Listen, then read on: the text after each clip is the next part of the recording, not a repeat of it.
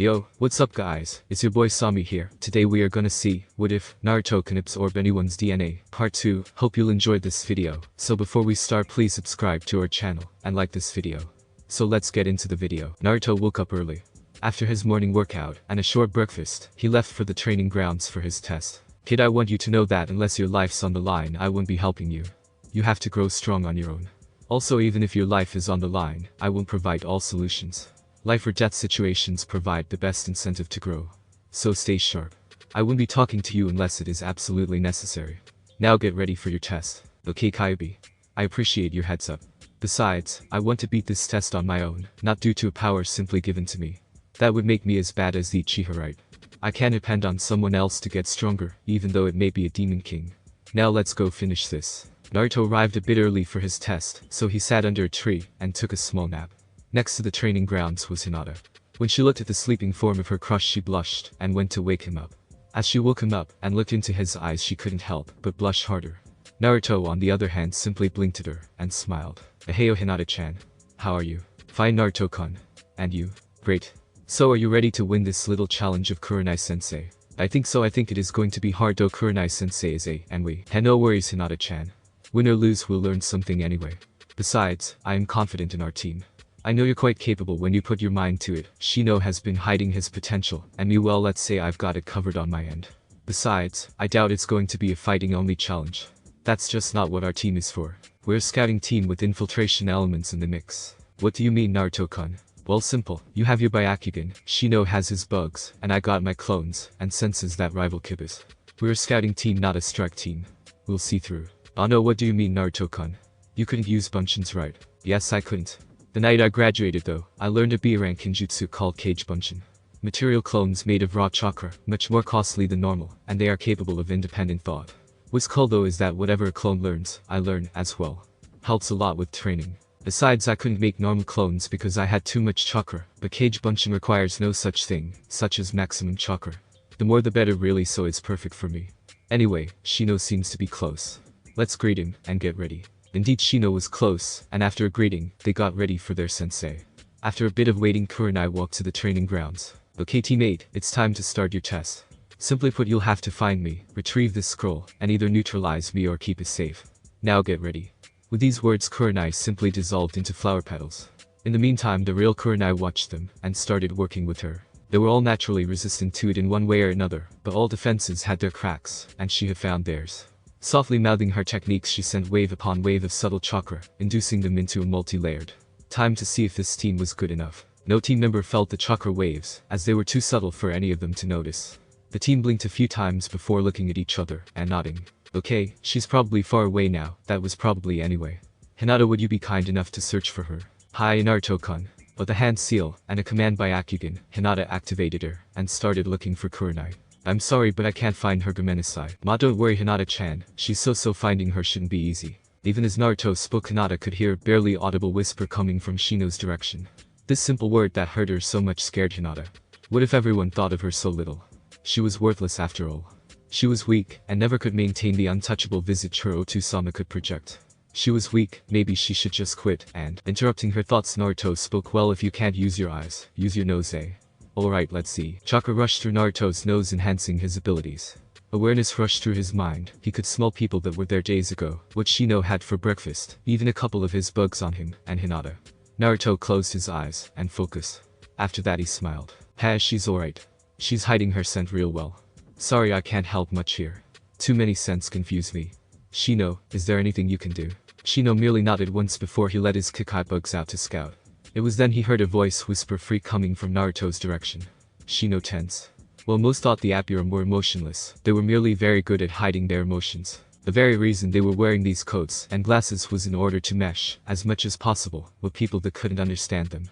Shino despaired after hearing that word, the word everyone had for him while he was a kid. Freak, abomination, monster, hate-filled words by those that couldn't understand him. Shino luckily found something of Kurenai, a strand of her hair to be exact. Reluctantly handing it over to Naruto, and ignoring his questioning look, he nodded at him. Kurenai was watching carefully at her could-be team. So far so good, she thought, but they need to trust each other more. This test will show if they have it in them. Naruto sniffed the hair, and got a lock on Kurenai's scent. With a wave, he started following her trail, the team following him. As he jumped from tree to tree, he thought he heard a female voice whisper monster. Naruto almost fell from the tree, thinking that Hinata, kind and gentle Hinata of all people, would think of him like that. Then again everyone else did. Everyone hated him, no one acknowledged him, no one comforted him, no one cared for him. Steeling his heart, trying his darndest to ignore the pain he was in, he moved forward. Meanwhile Kyuubi was laughing in his cage. What a great way to use one's skills. Maybe taking on an apprentice of sorts wasn't so unreal a choice. After closing in on Kurenai's position, Naruto turned to Hinata and nodded. Hinata got ready to activate her, but was stunned when she saw the pain in Naruto's eyes. Before she could speak though, the world around her blurred. Same thing with Naruto and Shino. Caught in Kurenai's genjutsu, they saw their worst fears. Naruto was trapped in a dead end. Just like when he was a kid. He saw everyone's glares. Looks of hate and malice. They hated him. They despised him. He felt despair. He felt the black abyss of loneliness rise up to swallow him whole, as his loved people, Anko, Hinata, even Tucci, and Aim looked at him with hate. Demon, demon they called, and they raised their hands to hit him. Smite him down like the demon he was. Perhaps he deserved this. Perhaps he was a demon. Something stirred in Naruto. Determination, stubbornly rising up, enveloping, comforting, strengthening him. He felt fury rise up inside. This was not real, this was a lie. How dare she? How dare she use this to curb his resistance? Anger mixed with determination. He drew upon his chakra. Kurenai looked at her team. Hinata had broken down crying, Shino looked terrified, and Naruto looked so hurt that she almost broke her illusion. But then his features changed. She saw such anger boiling behind his eyes that sent shivers of fear coursing through her. Suddenly trapping them in that specific way was not such a good idea. Then she saw the chakra swirl around Naruto. Kami, how much chakra did he have? It was visible, and rising quickly. He had already been molding, as much as she had at 100%, and it kept rising. What the heck was he? Naruto gathered his chakra, and channeled it into his arms. Raising his hands in front, he cocked them back. His chakra moved to the palms of his hands. The glow was so condensed Kurenai couldn't see his hands anymore. A Hyuga would have been blinded. Chakra Nami. Naruto thrust his hands forward, unleashing a wave of raw chakra.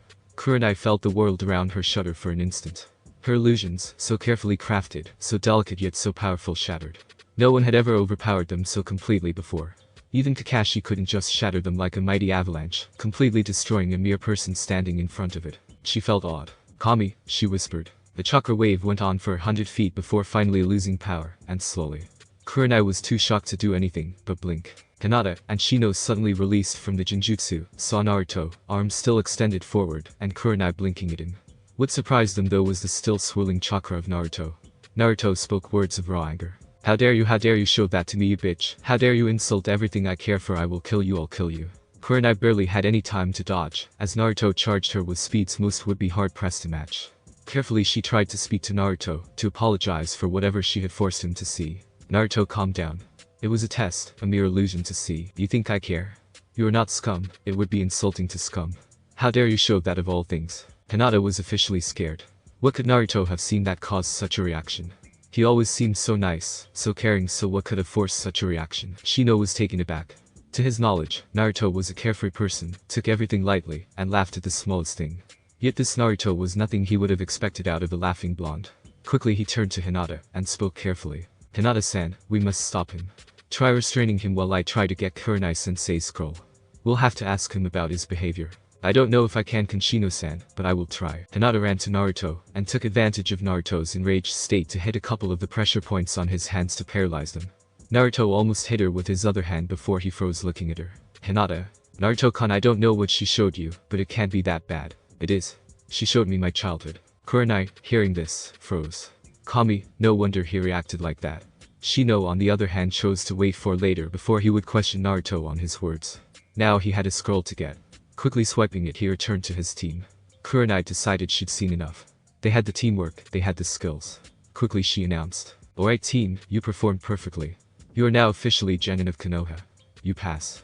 This test was made to test your cooperation and teamwork. In other words, getting the scroll or not was irrelevant. Yeah, whatever. I'm not going to work with you though, Kurenai. Anko said you understand things. Guess she misjudged you. Naruto, calm down. I didn't know what the illusion showed you. Would you like to see? Want to live one day of my childhood in Kurenai? It's not so bad, I'm sure. Naruto, I'm so sorry. This was made to project your deepest fears and nightmares. I didn't know it would project that. Hinata interrupted the conversation. Naruto-kun, why did you react like that? I wasn't like you. Yeah, guess so, Hinata. Then again, I'm not like you or anyone else, but at most 8 other people's size. Since we're gonna be teammate, we have to trust each other. For that to happen, I'll tell you everything about me. By the time I'm done, you'll have the right to kill me, and I'll hold no grudge about that. Sit down because this will take some time. Hinata and Shino sat under a tree while Kurenai, feeling guilty about what she had Naruto go through, sat next to them. Naruto chose another tree to sit down facing them. Looking at them each in turn, he turned to the sky before beginning his tale. This story really began 10,000 years ago, when humans didn't even exist. However, I'm going to skip to 13 years ago. On the 10th of October 13 years ago. Hinata, what happened then? The Kyuubi attacked Konoha. And what else? You were born Naruto-kun, she said, blushing at his attention. Yes. You see, I am not exactly human. I was born one though. I was human for about 15 minutes.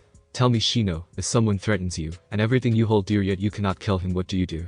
The most logical solution would be to restrain or seal them, but you can't mean that the Kyuubi was Shino slowed down, as the implications of Naruto's words struck him. Exactly. Yondaime couldn't kill Kyuubi. No man can. Instead he chose another solution. He had to seal it. But you see, that's not so easy. The more tails a Bijuu has, the stronger it is. The Ichibi could be sealed in a normal item, the Nibi in a specially prepared sphere, but as one goes up the tails it gets harder and harder to seal off. The Kyuubi couldn't be sealed in an item, the seal would be too weak. It couldn't be sealed in an animal, or the animal would become the submissive personality to the Kyuubi. It couldn't be sealed in an adult because the Kyuubis would tear the person apart from overflowing the chakra coils. So only one solution remained. Seal the Bijuu inside a newborn baby. And the only baby born that day was me. I am Uzumaki Naruto, and I am not human. My classification is Jinchuriki. Kyuubi no Jinchuriki to be exact. In my gut lies the demon that tried to destroy Konoha. Naruto let them think about his words for a little time, too loud all to sink in. Hinata looked terrified, and Shino was, as always, unreadable. Now no human, no matter how strong, could devise a seal to hold the Kyuubi back. Yondaime didn't die because he used all his chakra. He died because he summoned the one thing to be able to seal off the Kyuubi. He summoned the Shinigami himself. That is the real reason he died. Just before he died though, he left behind his last words. My name, and one request. That I be looked upon as a hero to hold the Kyuubi back. The one thing that stands between Kyuubi and all of you. He believed in the people he tried to protect. The fool they never listened to. They saw me as Kyuubi itself. You wondered why I reacted like that to seeing my memories. Tell me, how many times have you scavenged trash for food? How many times have you been tortured to the bliss of unconsciousness? How many times have you been poisoned? How many times have you been looked on with nothing but hate, as if your very existence was a blight upon the earth? Hinata looked terrified. How could people treat someone like that?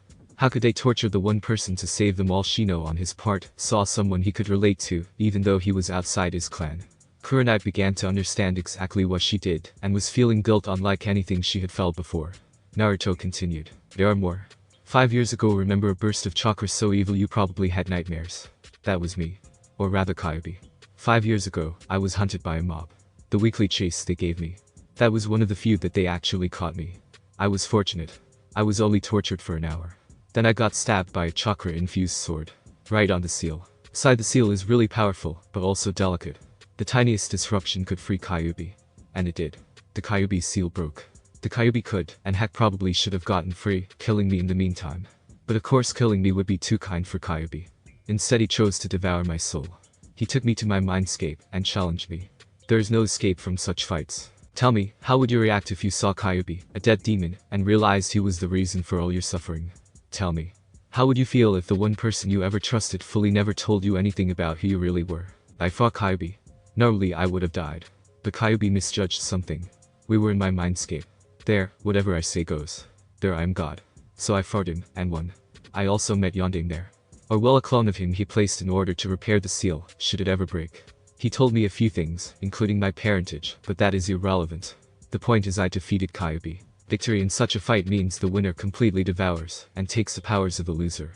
So I started absorbing Kyuubi's power, and knowledge. See a problem here.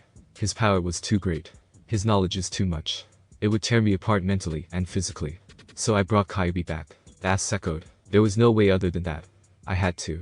I brought him back, and tied him to my blood. I also changed him, erased his bloodlust, and made him my of sorts. Kyuubi will be with all of my children, and be their mentor and teacher. He will guide them through a life of kindness. Now Kyuubi is a grumpier version of Iruka sensei. Oh, and he hates cute things. Chuckle. His team looked at him wide-eyed. That was not all though. Well, I absorbed his power, most of it escaped, and incinerated the man attacking me. You see, the Kyuubi's chakra is poison. I developed a resistance over time though. It allowed me to survive, though not as I was. I became even less human. My body is unstable. My DNA is half broken. However, I can control it. I can cause my body to mutate and change form to make weapons or alter my perception. I can form claws, wings, see warmth or change my eyes to that of an eagle. My body adapts faster than any human's. My bones are denser, my skin harder to pierce, my muscles evolve 100 times faster than anyone else's. I can heal almost any injury. In short, my body's physical abilities go as close to perfection as a human is allowed to be. Tell me what defines a monster. Birth, looks, fame, actions, thoughts. What is a monster? Pain evident in his eyes, Naruto awaited his teammates' approval. It was a time of truth. They would judge him. Hinata was torn. Her family had lost many in the Kyuubi's attack. Now Kyuubi was alive, in front of her. She was taught it was evil, it was dead. But it wasn't dead. It was a lie. Was it being evil also a lie? Would she go against her family? Her devotion to it had been literally beaten into her all her life. Above all, yet she was hesitating. Naruto never asked for this, never had a choice. If he was the Kyuubi, they'd have all been killed.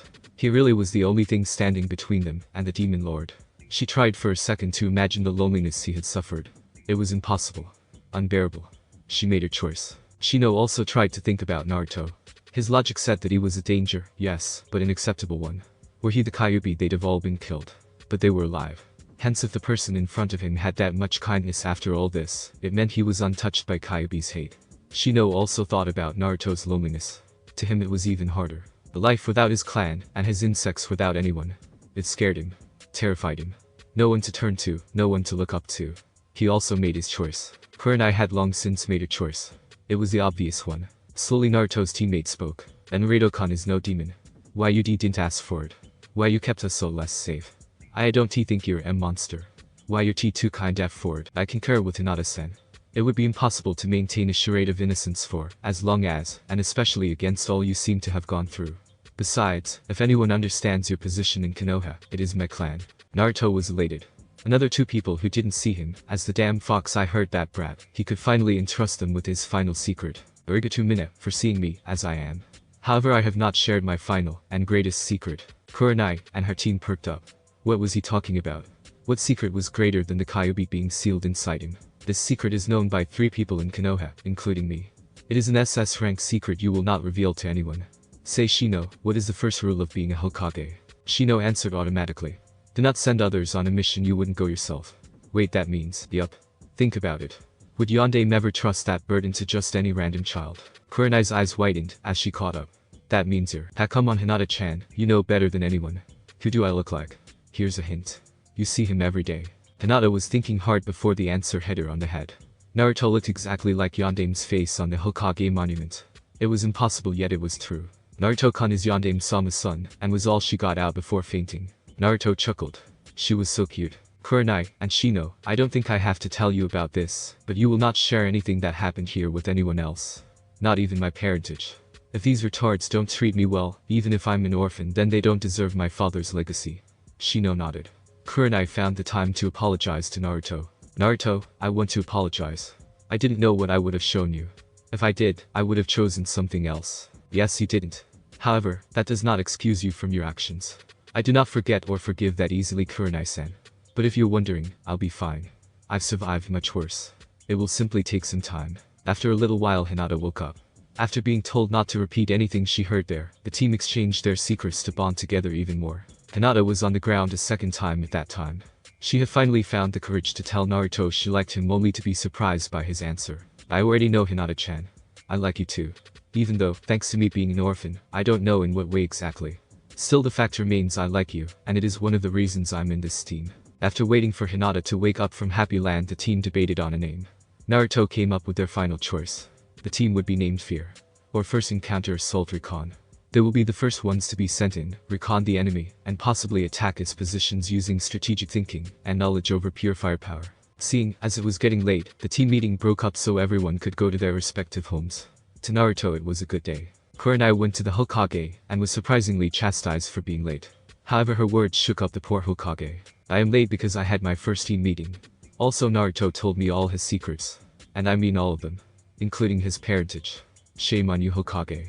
You really have forgotten who you are in your old age. Of course, the drew gasps from the assembled, who were however silenced when they heard their Hokage. I can only apologize. I'm afraid that wouldn't work, Hokage-sama.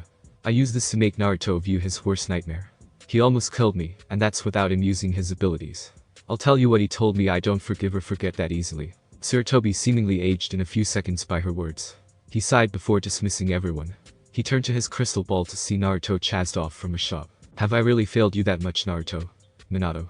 Have I really failed you so much? As if on cue, Naruto turned and stared right towards where the crystal eye was. The look on his eyes gave the aged Hokage his answer. The next day found teammate at their training ground waiting for Naruto. When he arrived, he looked exhausted. Naruto, what's wrong?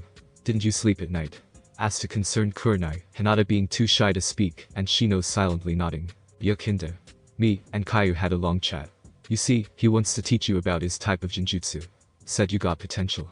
That, and we were also working on training schedules. Physically I am the most advanced, but I doubt you'll be able to keep up with me. We also had a talk about our specializations.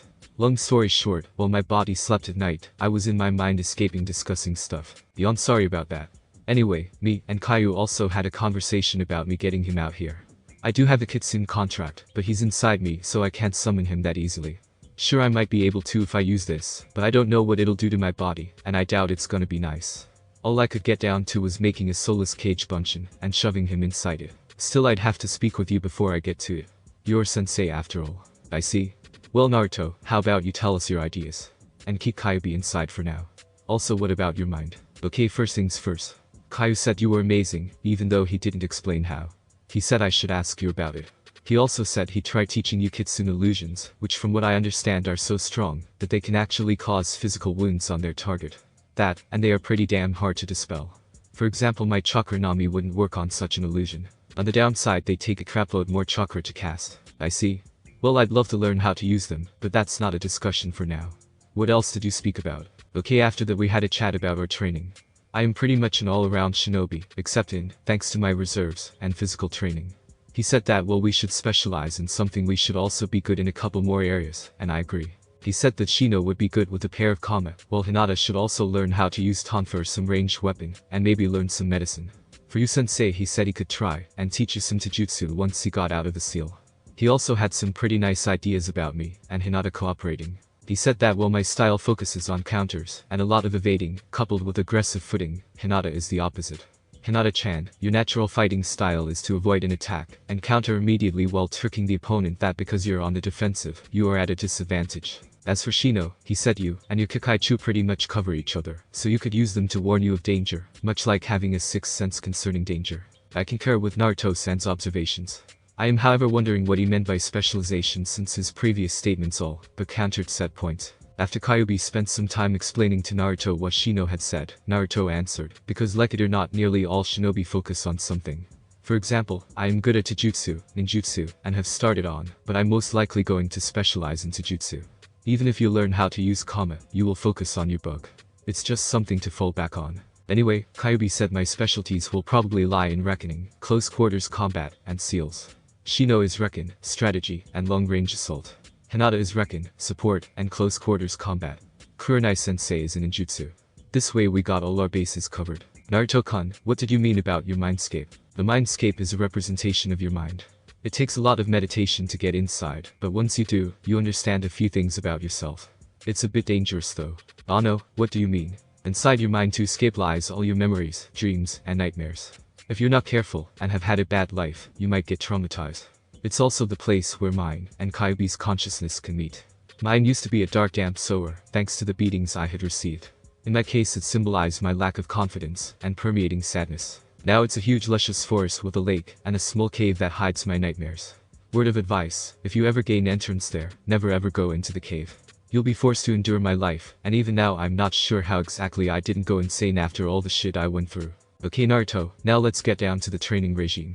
What did you have in mind? Me and Caillou started thinking up a sort of upgradable obstacle course. So we thought in the morning we should train our bodies, and then go for a mission or two.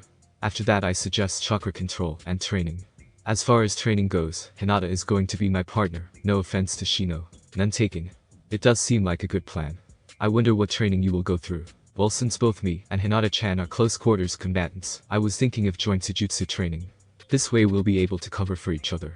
Hinata-chan is naturally flexible, while my Kekkei Genkai also makes me extremely flexible. I think we can fight literally within each other's embrace, so to speak. If we train enough we'll be able to know what the other is going to do, and act accordingly. We could literally be the most dangerous pair in Konoha. Naruto's speech was interrupted by Hinata, who almost had steam coming out of her ears at the prospect of training alone with the crush. In a fighting style that would have them touching almost constantly too. Naruto, noticing it, rushed to help her. Hinata-chan. Even though I do admit that your constant blushing and stuttering make you look cute and innocent on top of your natural beauty, there is a limit. If you want to keep on being in this squad, you must act the part. I can't fight side by side with an ally that I can't trust to not faint out of shyness. Hinata-chan, compose yourself immediately. Otherwise I will leave. Naruto hated shouting at her, he really did, but there was no other way. Way to go, kid. Now you've broken her. And here I thought you were with the good guys. TSK. Oh, shut up, Furball. You know as well as I do that she has to break out of it. Hinata was meanwhile trying to get out of the stupor Naruto's harsh words had thrown her into.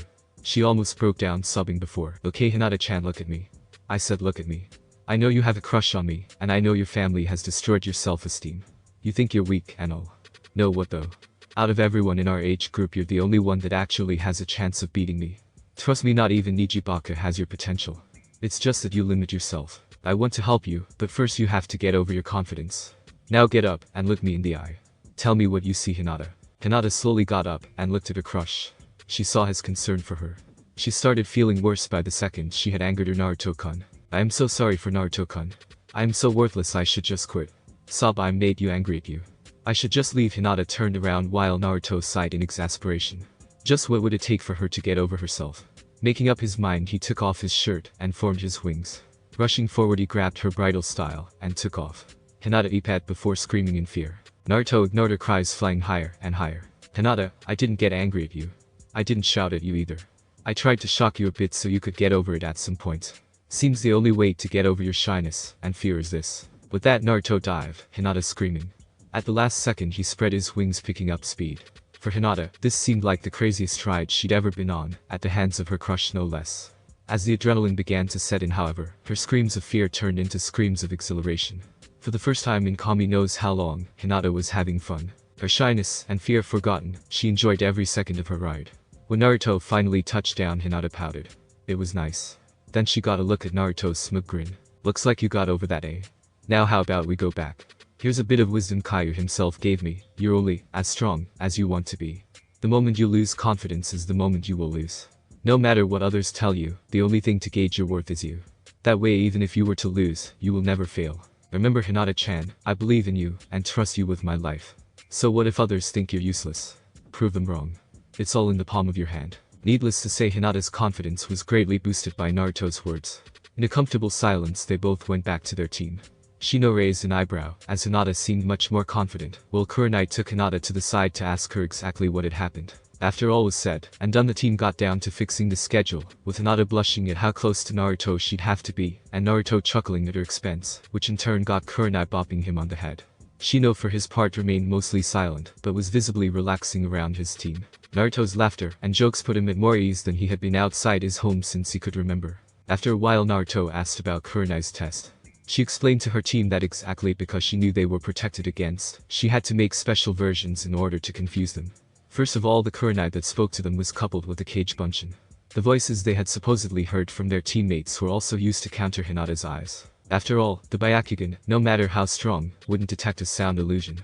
The last she used was one that projected to the subject its innermost fears, such as Naruto's childhood or Hinata's fear of rejection.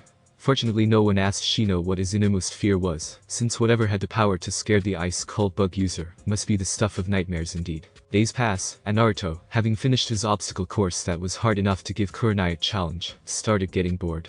Sure, his training with Hinata was awesome. They cooperated so darn well they could take down Anko. Hinata had started learning medicine, which coupled with her already impressive knowledge about medicine, revealed her to have excellent potential as a medic nin. Shino for his part had gotten several books on strategy from Kurenai's ex-part sensei Narushibi.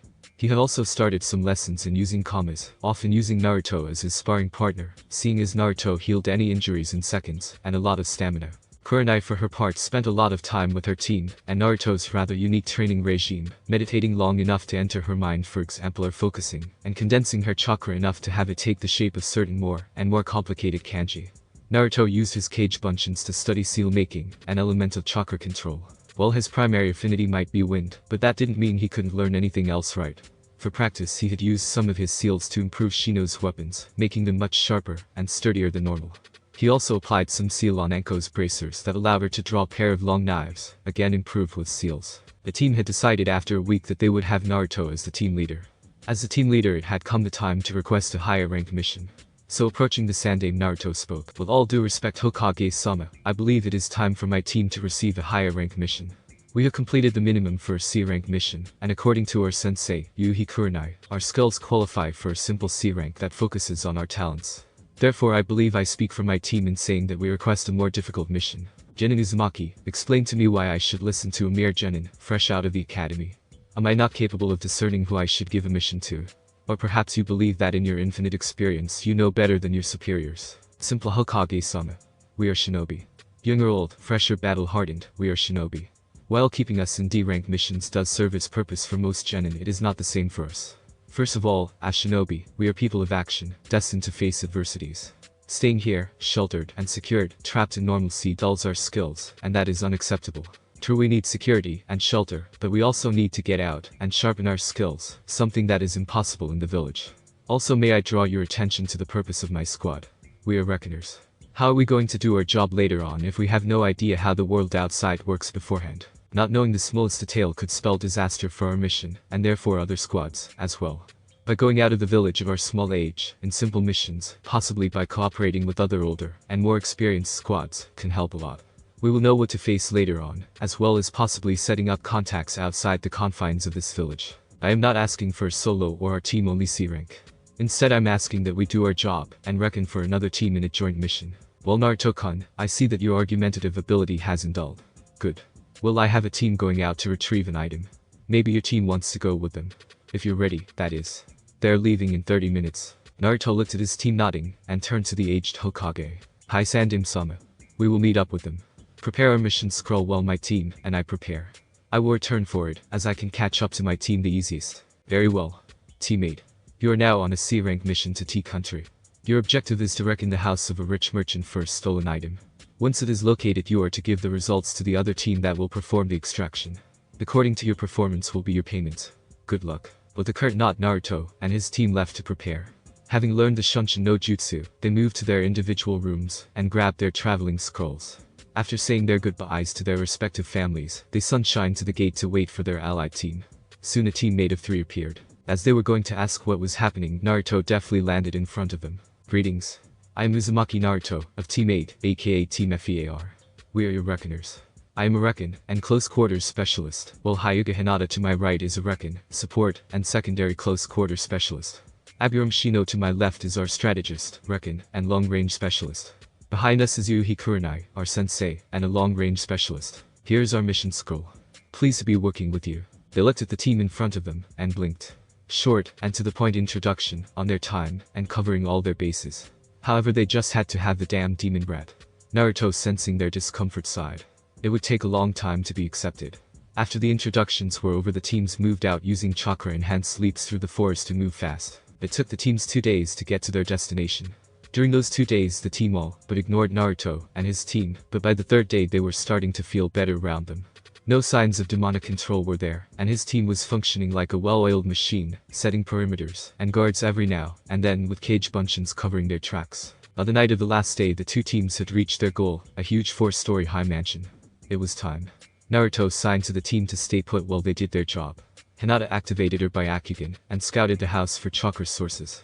Meanwhile, Shino unleashed a special breed of bugs with the ability to transmit images to him like a short video. As for Naruto, after warning the team of his uniqueness, activated his wings. The team just looked at him in surprise. Ma, it's just my Keke Genkai. Got it the day they almost broke free. See, the damned furball wanted to mess with my body so it could use it to get away in it. Thanks to Yandame's secondary seals though, I was able to beat it. The remains of its Yaokai gave me the power to shift my form a bit. Nothing terrible, yeah, but it's really useful.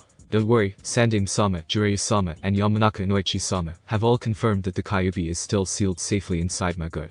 And yes, my team knows it, and they're okay with it. Now let me do my job okay. With that, Naruto left a group of stupefied shinobi, as he shot up into the night circling the building, scanning it with his special vision modes. The leader turned to teammate. Are you alright with the fact that the Kyuubi's vessel is on your team? I mean, the Kyuubi could have taken over, and this was interrupted by Hinata's unusually cold glare. Naruto-kun isn't a fox. He's its vessel, as you have put it. Besides, if he couldn't take over Naruto when he had been tortured to the point of considering death a blessing, how would he take over Naruto-kun now? I mean, even when the idiotic villagers tried to murder him and made his life a living hell, he never gave up protecting him. If he wanted us dead, we'd have been dead already, and you know it. Hate the Kyuubi's past actions, but know that no matter what, Naruto-kun will not become like that. He has something that is more important to him than anything else, and that's his goal of being accepted by this village. So shut up, and have some faith in him. They looked at her surprised. Hyuga Hinata was supposed to be weak and timid, yet this Hinata was anything but. Curiously, they turned to Shino. I concur with Hinata-san. Naruto is simply far too kind and caring to be affected by the Kyuubi. Kurenai couldn't be prouder of her team. The way they were going, they would really change the world. A few minutes later, Naruto landed in front of the team. After revealing and cross-referencing their findings, the teams turned to Shino. He was, after all, the strategist. After a couple of minutes of thought, he laid out his plan. The defense seems weak, and we already know their weak points. Team A will enter from the north, behind their storm. Kurenai sensei will cover them with A. Meanwhile, Naruto and Hinata will be stationed at the exit of the mansion, so that in case the guards are alerted and their termination is deemed necessary, there will be no escape for them, so as to keep the leaf free of charges. I will stay at the extraction point and keep it safe. The teams agreed and set off to their tasks. Thanks to Kurenai's arts, the guards didn't find out a thing about the shinobi. A mere 3 hours later, the two groups were well on their way back to Konoha. Sarutobi, after hearing about team success, rewarded them for a rank B mission, considering the risks they took, as well as taking care of every potential action. After the mission, Naruto went up to the Hokage and asked for a more advanced sealing book, since he had already finished the ones he had gotten before. The third gladly handed him a few books with more advanced seals. Naruto was turning into quite the seal master for his age. He might be low in experience, but he sure had talent in the area. Making a mental note to ask Jiraiya for some more books next time he was in Konoha, he gave the team a couple of days off to enjoy themselves. Their day was going fine, as they went to Ichiraku's ramen stand for lunch until Team 7 appeared. Sasuke scowled at Naruto and proceeded to goad him into a fight. Well, if it isn't a team dope. What are you doing here? Recovering from spending too much time thinking. Naruto, always quick to put the Uchiha brat back into his place, glared. No team. We're just having fun. Or have you forgotten that there is fun outside your Yuke's happy time? Buzz off now, asshole. Sasuke bristled at the insult. Get up, dope, and back your words. Nobody insults an Uchiha and gets away with it. I would if I didn't have to touch you, Uchiha. Or if I really had any doubts about who would win the fight. So you realize you would never defeat me, dope. On the contrary, you brat. I don't want to fight you because I know I'd beat you. No use fighting an enemy with no chances of winning. What did you say? Get up and prove it. Sakura of course jumped to defend her crush. Yeah, Naruto baka. Get up and fight. Sasuke Kana, shut up like the baka you are. Naruto rubbed his ears. Oh great, the pink banshee. What do you want, Haruno? Don't you have a wall to smash with your forehead? Jeez. Sakura was sputtering after Naruto's insult. He never had insulted her as much as he had right now. And for some reason it hurt her. Luckily or unluckily depending on who you were, Sasuke rushed to defend her pride. Get up and fight me. Or are you going to hide behind that pale-eyed bitch of yours? Time stopped as chopsticks fell on the counter. Shino and Hinata both looked at each other and thought idiot. Naruto slowly got up and turned to the Uchiha. Meanwhile, Kyuubi was asking for the brat's blood for having insulted Naruto's mate. Take it back. What? You wanna fight for that loser bitch's sake? You must be more stupid than I thought. You have no chance against me. I am an elite Uchiha, and you are a useless, worthless son of a bitch. That Sasuke's tirade was stopped by Naruto, as he literally exploded forth in a burst of speed, sending a palm strike in Sasuke's sternum, knocking the wind out of him. Right after he disappeared and reappeared behind him, smashing his elbow on Sasuke's ribcage, making a cracking sound. As Sasuke was shot forward again, Naruto waited for him, sending a punch into his face, knocking him down. Sasuke twitched on the ground, weakly trying to get up. Bleeding from his nose and lips, with a busted eyebrow and a shattered jaw, not to mention the right half of his ribcage almost entirely broken to pieces, he couldn't make a coherent motion. Sakura watched in horror. Hinata and Shino sighed. It would definitely leave a mark. Kiba laughed. Naruto marched over to the sprawled form of the Uchiha and looked at him in contempt. You are a weak Uchiha, just like the rest of your clan. You lack a driving force to push you through everything, therefore you lose to me. You are not scum. You are worse than scum. Sasuke's mind had one thought throughout the pain. I must get stronger in order to beat him. I have to get stronger. I have to hate more. More hate. More hate. Sasuke's mind had been as fractured as his body. Naruto called for some medics.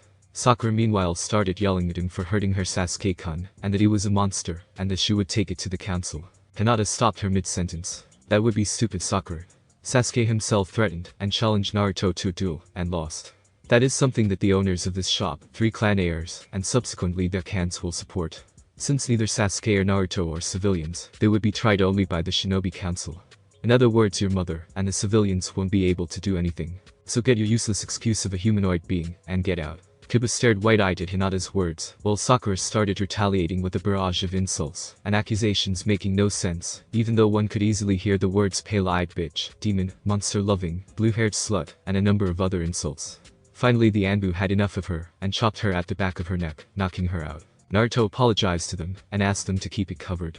After the Anbu left, Kiba and teammate went to their training ground to have some fun. A few days later, after Uchiha was released from the hospital, he tried to press charges on Naruto. However, without the backing of the civilian council, not even Danzo, Himura, and Koharu could help him.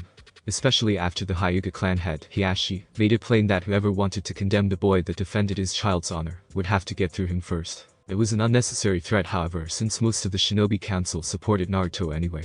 After the incident died away, Naruto requested yet another C-rank mission, this time to aid Team Guy, in taking out a bandit group in Mizunokuni. It all went well until the fight started.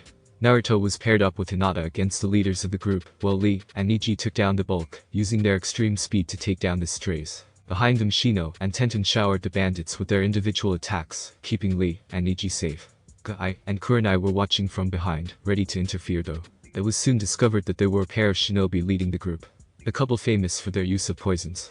The man used a ninjato, and was mostly using taijutsu to engage up close and personal, while his wife used a wide area poison to weaken the enemy.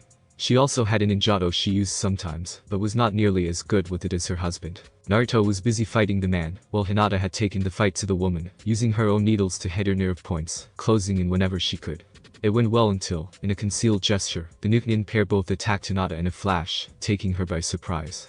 Before she could react, there was a sound of flesh being ripped. Blood sprayed on Hinata's face, as a pair of blades protruded from Naruto's back.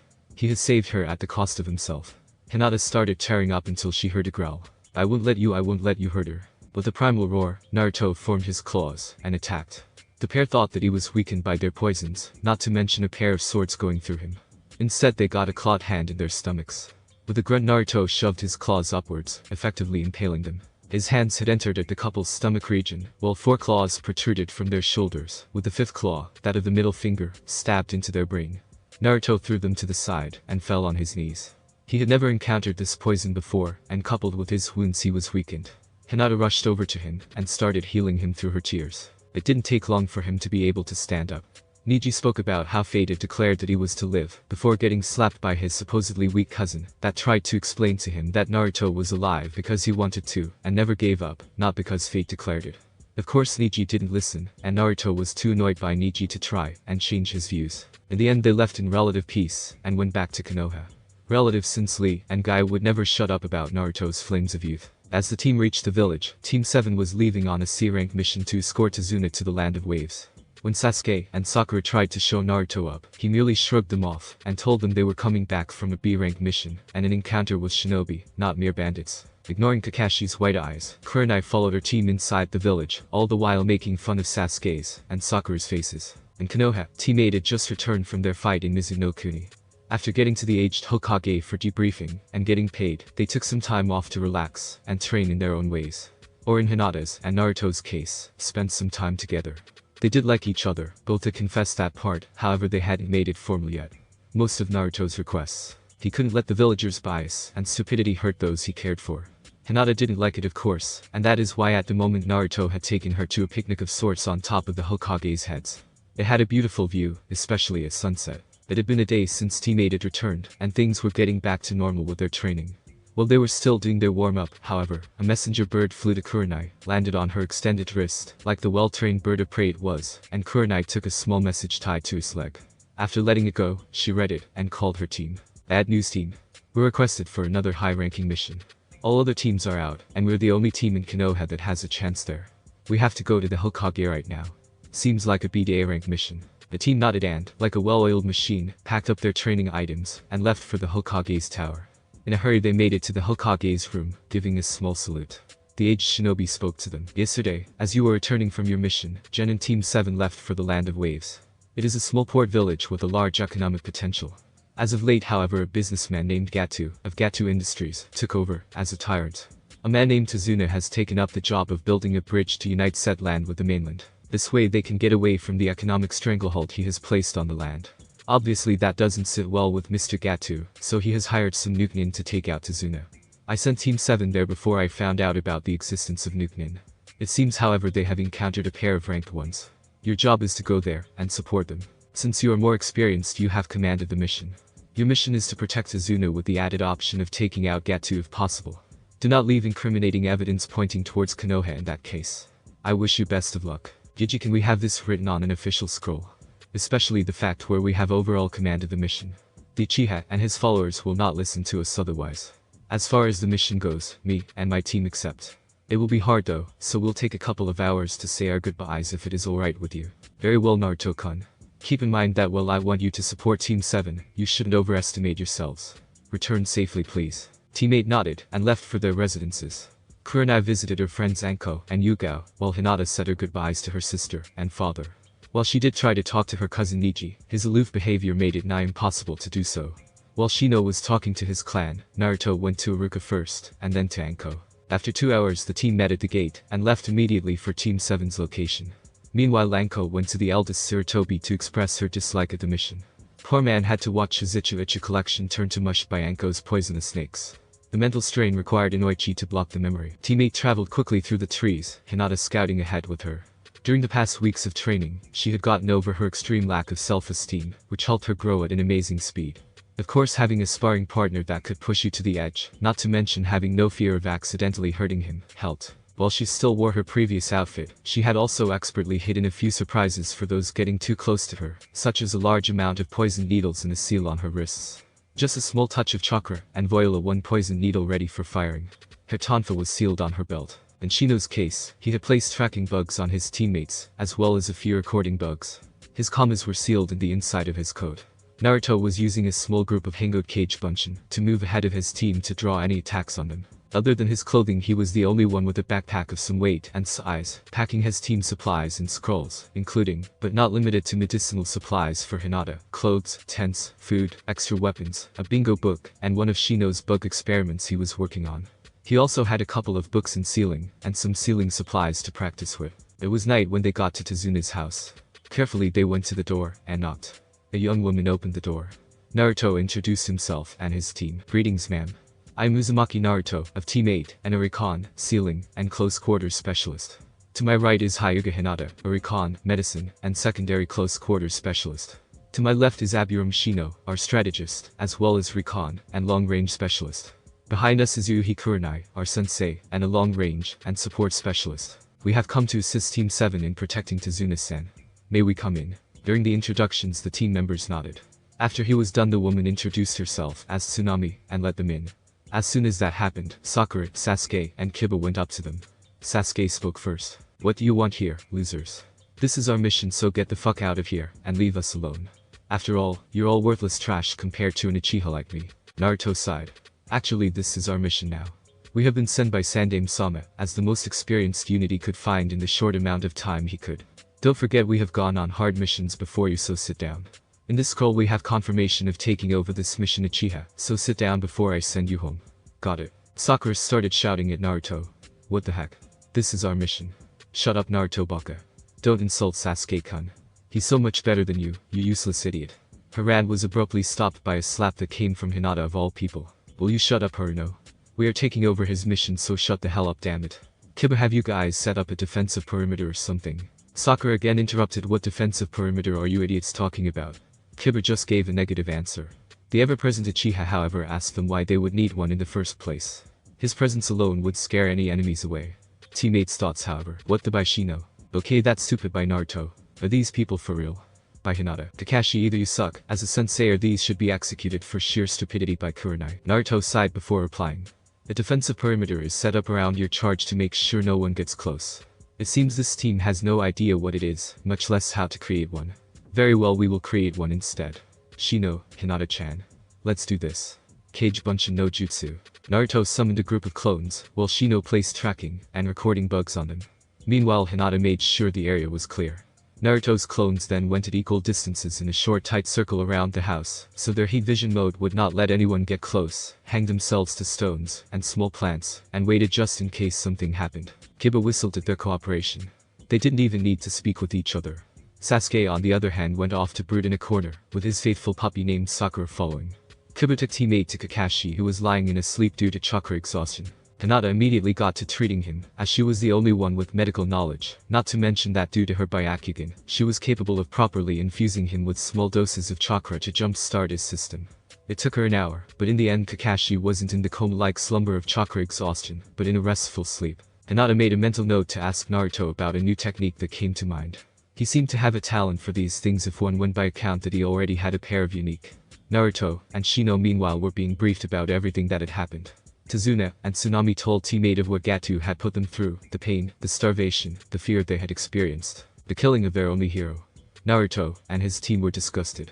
They immediately agreed that they'd take out Gato no matter what. Such scum should not be allowed to live. Some hours later, after dinner, teammate held a strategy meeting with the only member of Team 7 that was willing to cooperate, namely Kiba and his nin dog Akamaru. After hearing about every part of the battle, Shino concluded that Zabuza was alive, with an Anbo-level ally to boot. Considering that Kurenai was at a disadvantage against Zabuza, and most probably his accomplice, their only way out of this safely was extra training. When Kiba made a move to suggest this to his team, Naruto shook his head. The Uchiha wouldn't agree, and Sakura would follow her crush. While he could order them to do the training regime, if they didn't want to do it, it wouldn't do them any good. Besides, according to the team's medic, Kakashi should be up tomorrow, so he should be able to convince them to do it. Until then though, time was wasting, so teammate and Kiba went outside. At the Uchiha's demand to know what they were doing, they simply replied they were going scouting around. Outside, Naruto asked Kiba what training he had received. Seeing as he had no training at all, he started Kiba on tree walking. Alright Kiba, Akamaru, you've got to learn a basic chakra control exercise. It's called tree walking, and, as the name says, it allows you to walk on trees. Not climbing, but actual walking, like so. With that, Naruto demonstrated the exercise to Kiba, who looked odd. It is really simple actually. You have to pump a small amount of chakra in the soles of your feet and climb. Normally I'd say run up and mark your progress, but I personally suggest placing a foot after the next. You won't fall as many times this way. Hinata will help you with regulating your chakra. Akamaru, you should do it too. It'll help really. Once you complete this, if we have time we'll teach you water walking, otherwise we'll spar to get you up to shape. Kiba and Akamaru both picked a tree and started on it. While they made good progress, it was still slow, so teammate went to their individual practices. Shino went to the side and meditated on his bugs, creating a sphere of Kakaichu, at which some Naruto clones started throwing weapons faster and faster. Shino then used the input of his insects to detect the attack and counter it with his Kama. Hinata and Naruto on the other hand squared off against each other. Kurenai set out to attempt to complete the exercise Kyubi had made for her. She had to gather a lot of chakra and concentrate it to the point of it taking a liquid form. She almost had it down, but it was very draining. Thanks to that however, her own chakra reserves had increased, as had her already impressive chakra control. She had asked Kyubi, through Naruto that is, if she could use a cage bunshin for it, but the ancient Biju replied that she had to learn it with her body, to the point of being able to do it without too much focus. Kurenai sighed after her attempts failed for the third time that night. Kyubi was really a slave driver, very effective, but a slave driver nonetheless. Next morning, Kakashi woke up to the sound of people verbally tearing each other off. As he got up he saw the Hyuga heiress over him treating him with her Byakugan active. "Ohio Kakashi-san. How are you feeling?" she asked without stopping her treatment for a second, a treatment which consisted of using chakra bursts, much like to restore his chakra system. "Better already, Hinata-san. I see the Sandame sent you and your team as backup. What's the fight down there for?" Hinata sighed a bit. It seems that Uchiha-san's pride simply doesn't let him get some things. He's been actually ordering Naruto-kun to teach him. I wonder if Uchiha-san will survive the day this way. Naruto-kun is pretty annoyed. Anyway, here is some food you should have. I have healed most of your wounds and restored your chakra coils as much as I could. It is only a matter of time now to fully heal, and you should take it easy. Only very light exercise and chakra manipulation is allowed. No more than tree climbing for now. Otherwise the strain will hurt you. Now I'll leave you to get dressed. With that, Hinata left Kakashi to get dressed while she went downstairs to attempt and defuse the situation. Downstairs Sasuke was yelling at the dope to show him his because he was undeserving of its power. Shino sighed. This was really annoying even for the stoic bug user. Kurenai on the side was ready to mentally mutilate Sasuke. She wasn't a morning person, and yelling first thing in the morning really annoyed her, especially since she stayed out all night trying to complete her chakra manipulation. Naruto on the other hand was promptly ignoring Sasuke's existence, and was cooking something for the morning. Kiba had gone out to hunt something if he could. Sakura was busy trying to get Kurenai to punish Naruto for ignoring her Sasuke-kun. That was the scene that greeted Hinata, who was also assaulted by Sakura about Naruto continuously ignoring her Sasuke-kun. After telling her to, in no uncertain terms, go hit a tree with her forehead, she too went to the kitchen to help Naruto prepare breakfast. Shino was busy speaking to his insect allies, and coming up with the proper strategies to deal with the situation. This scene of chaos was the first thing Kakashi saw, as he came down the stairs. He sighed. His team might look good on paper, but their teamwork was as non-existent as their patience. Sasuke was a power-hungry fool, Sakura had no knowledge outside her books, and Kiba was always rushing headfirst. His smartest student was in fact Akamaru the Nindog. Poor puppy was pulling Kiba out of every trouble he got into. In relative silence, breakfast was served when Kiba came back with a pair of rabbits for lunch. It wasn't much though, since everyone who could hunt did so to feed their families, so game was scarce. After breakfast, Kakashi broke the news that Zabuza was in fact not dead. After his team got over their fear, he announced he'd be training them to fight Zabuza's ally. Naruto and his team looked at each other and agreed they'd be doing some training too, when not guarding Tazuna and his workers. Meanwhile, Shino had made a basic schedule they'd follow. It was mainly shifts rotating to watch over Tazuna, using a code to be sure of the other's identity. In the meantime, they'd be practicing with each other in preparation for the fight, that is when they wouldn't be securing the area around them or sleeping. After pretty much ordering Team 7 to go train, Naruto followed Tazuna to his bridge, while leaving some clones at the house for protection. Once there, he summoned another bunch of clones, and had them spread out to watch the area, while he made some more to help Tazuna after using henge to look like common people. Kakashi started his team on the tree-walking exercise, and was between amusement and annoyance at Sasuke's reaction, when Kiba surpassed him in it. Amused since it really was funny seeing the supposed number 1 elite Uchiha get trumped, and annoyed, since he was pretty much ordering his own sensei to teach him using nothing but his family's name as incentive. Sakura on the other hand despaired about him. She didn't work out, fawned over the Uchiha, and still clung to the fairy tale that her knight in white armor would save her every time. Team 8 proceeded with their plans, and training in a separate area than Team 7. They had two, or there would be a very real danger of Sasuke and Sakura seeking revenge, each for their own reasons. As much as Naruto and his team might want to get a chance, any chance, at bringing Sasuke down a peg or two, it really wasn't the time for that. At lunch, Team 8 had the pleasure of meeting Inari, Kushika from Kyuubi at the name, in all his brooding glory. Naruto sighed after his speech before he spoke. Is that all, Inari? Are you finished? Yeah, and what are your dumb blonde gonna do about it? You're all going to die. Are we really? You do not know us, kid. I don't know about Team 7 over there, but this is not our first mission. So how exactly are we going to die? Shut up. Gatsu will kill you all. No one can kill him. He's got money. You don't know anything about us. You just butt in our business. You don't understand us. That's true. I don't understand someone who lost his father because I never had one. Or a mother for that matter. I don't understand the pain of someone who eats 2 meals a day, because some years ago I might have been lucky enough to scavenge enough trash to eat 1 meal every 2 or 3 days. I don't understand the pain of someone who can sleep at night and not run away from mobs of your own village trying to kill you. I don't understand the pain of someone who is as an idiot as you. You think I never felt pain? Fool. My whole village hates me apart from maybe 10 to 12 people. And that's maybe. I've been hunted down, beaten upon, thrown out of the orphanage at 5, and had more assassination attempts on me than any cage. So yeah, I don't understand your pain. Little coward, what are you going to do? Sit there and cry about your fate, or get up and face it like a man? I'm out of here. You make me sick. Maybe me and my team shouldn't take out Gatsu, as is our mission. Maybe you cowards deserve him. With that, Naruto left the house, leaving a sobbing Inari, a freaked out Team 7, and a sad Team 8. Was it really that bad? Asked Tsunami. He actually sugarcoated it for you. Trust me, the worst you've been through is nothing compared to him. Yet he still holds on to his humanity. He's just that amazing. Answered Kurenai. Will they be alright though? I mean, he doesn't seem to be coming back anytime soon. Tazuna looked worried. He had liked the kid. Oh no, I will go looking for him. He is just upset and needs to vent a bit. With that, Hinata left to stalk spy look. You're right, look for her crush. After activating her Byakugan, she left to look for him deeper in the forest. True to Hinata's prediction, Naruto was at a small clearing venting on some poor trees. Naruto seemed pretty pissed off. Naruto-kun, Inari-san didn't know, please calm down. I know, Hinata-chan. I just don't know who I am angrier at, Inari or Gatsu. Naruto slowly stopped punching the tree. He had already created dents and holes in virtue of his claws. Naruto-kun, not everyone is you. Inari-san is just a kid, a sheltered kid who lost everything he knew of. I know, Hinata-chan, it's just so it reminds me of my past, how I felt. Hinata hugged Naruto, who visibly tensed for a bit before relaxing. Don't worry about Naruto-kun. I'll be there for you. You are not alone anymore. Arigato Hinata-chan, you really are my savior, Naruto whispered the last part.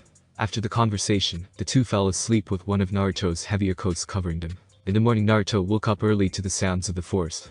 After seeing Hinata hugging him, he purred softly before going back to sleep, with a satisfied smile on his face.